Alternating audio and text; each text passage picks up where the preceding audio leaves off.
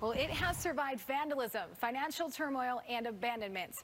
But somehow, someway, Concordia Cemetery muscles through one challenge after another. This nonprofit, all-volunteer historic Buffalo institution has a story to tell. News 4's Luke Moretti and photographer Dan Holland takes us on a journey to Concordia Then and Now.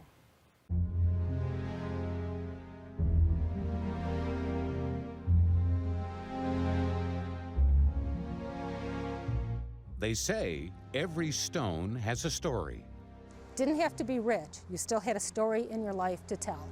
Stories that transcend the sadness of death. We have to remember our history, to know where we came from. Across these 15 acres, tucked away on Buffalo's east side, is a snapshot in time where the past helps define the beginnings of a proud community. This place is loved as it has never been loved before. Enter Concordia, one of the oldest cemeteries in Western New York. Our heart is here because our family's here.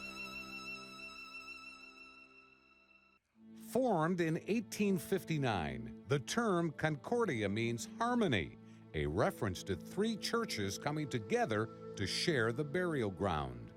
In those early days, the German influence in Buffalo was substantial.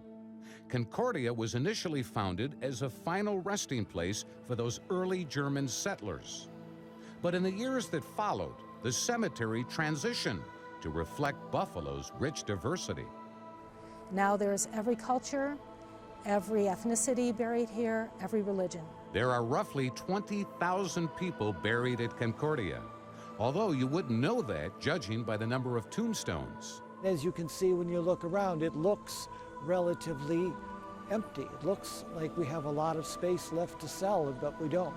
A lot of times, years ago, families, the father would die or the mom would pass away, and the surviving parent had kids to raise, and they just couldn't afford a tombstone at the time.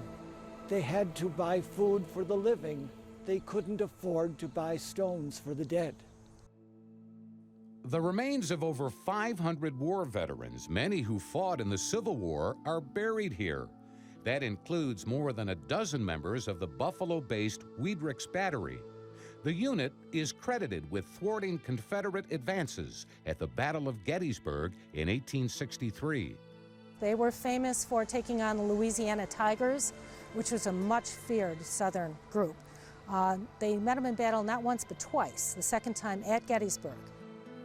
But they did turn back the Louisiana Tigers, and it was a fierce hand-to-hand battle. As a child, I ran through here playing with my brother to come and bring flowers. Diane Savatiri is the president of the Concordia Foundation. It's a connection, and this is what Concordia does. Savatiri, who has family buried here, says it's an all-volunteer mission to preserve the past and keep telling the story of Buffalo's beginning. It gives us that power to say we must speak up. We must, make sure that we never lose what we have gained through the years. And, that's the stories here. These unique tombstones, some fading from time and nature, read like a who's who in the book of Western New York history. Among them, we've got a vaudeville actress who is here. From the stage to the battlefield, there's William Moeller, a sergeant in the Union Army who lost an arm in the Second Battle of Bull Run in the Civil War. Also, we have a Congressional Medal of Honor recipient buried here. He's John McHugh, who was cited for his actions during the Indian Wars of 1876.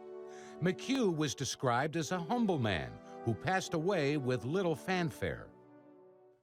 And then there's Rosa Jackson Lumpkin, believed to be one of the oldest persons in the world at the time of her death.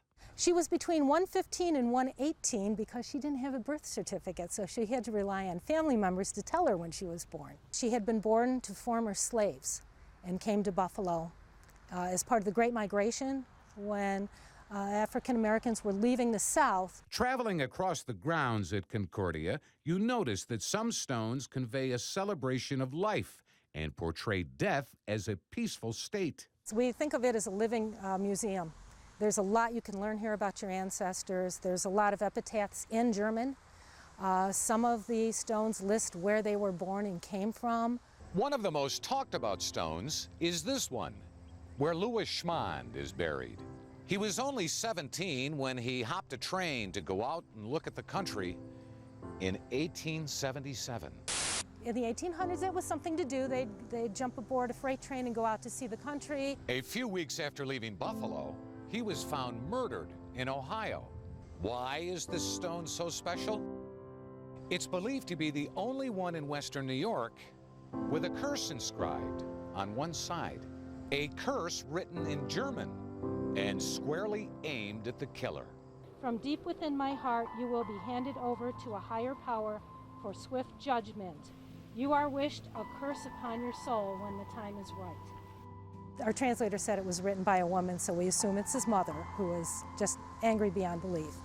As far as anyone knows, the killer was never found. While moved from their original location, a pre-Civil War farmhouse and barn are still on the premises. So it's no wonder Concordia Cemetery has both state and national historic designation. But the road from what was once farmland along today's Walden Avenue to sacred burial ground has been quite the odyssey. Not that long ago, about 20 years ago, when it was a working cemetery, the treasurer absconded with over $154,000, and that pretty much bankrupted it. Bonnie Fleischauer, Concordia's public information officer, says the board quit and left the cemetery with no caretaker. If you came here during that time, the grass would be waist high. If you were trying to find a headstone, you just couldn't.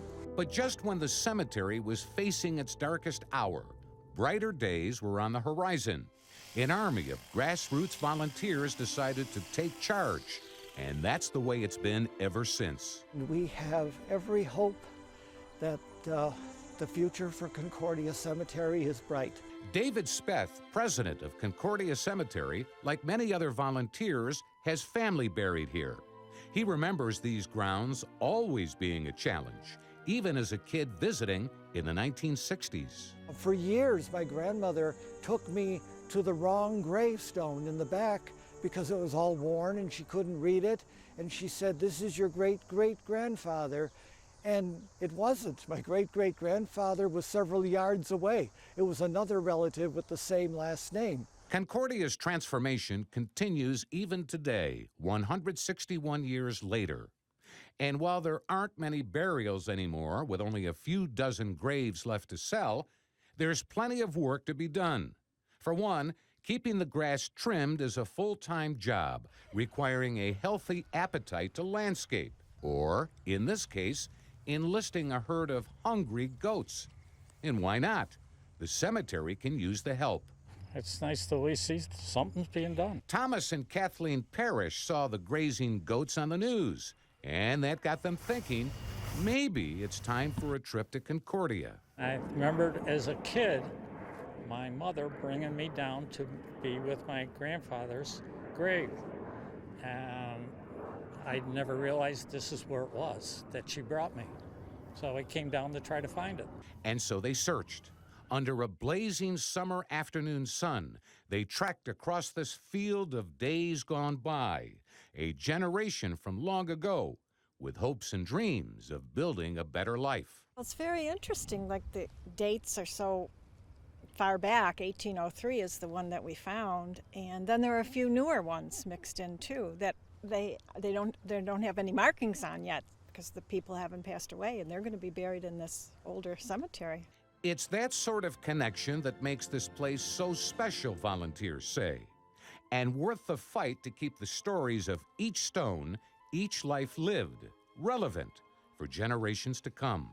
This is Buffalo, and without it, if we lose any more of these stories, we don't know who we were and how we got to where we are. That's Concordia, Then and Now. Luke Moretti, News 4.